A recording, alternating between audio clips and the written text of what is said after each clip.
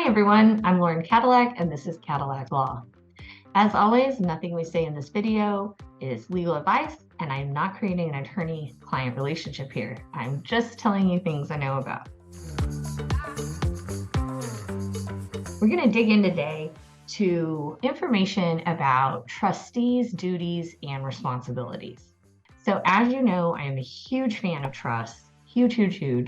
And I encourage everyone to look into a trust as a great vehicle for protecting their estate and their wealth, and it's particularly generational wealth. Each trust is going to have a trustee. Now, traditionally, when you're someone, say, such as myself, middle-aged, relatively healthy, I don't need someone making decisions for me. I'm capable of doing that on my own. I established a trust and I'm my first trustee. So most folks start as their own trustee in the beginning.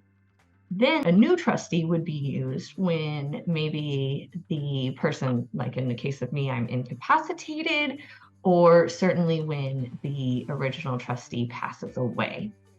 In special needs trusts, the trustee is never the beneficiary. The trustee is always going to be someone else. So the trustee is going to be the person who is administrating the trust, and they owe a fiduciary duty to the beneficiaries.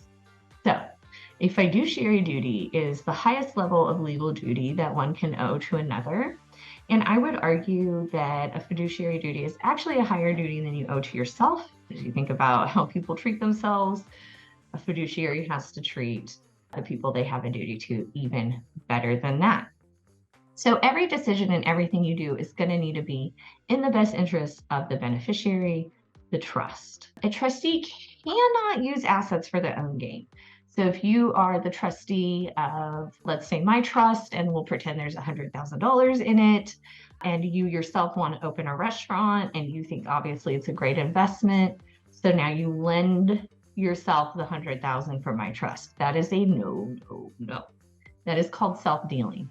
You don't even really want to take $50 from my trust and use for your own benefit, or whoever your trustee of the trust, unless you are the trustee beneficiary.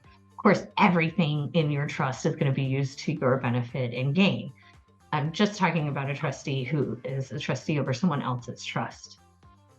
Trustees must use the assets to make gains for the beneficiaries. So again, in my restaurant scenario, the court is going to look at would a reasonable investor have given this $100,000 loan to the trustee? And usually that's going to be no. So you're going to have to invest it in the way a reasonable investor would invest, so stock market, maybe real estate, that kind of thing.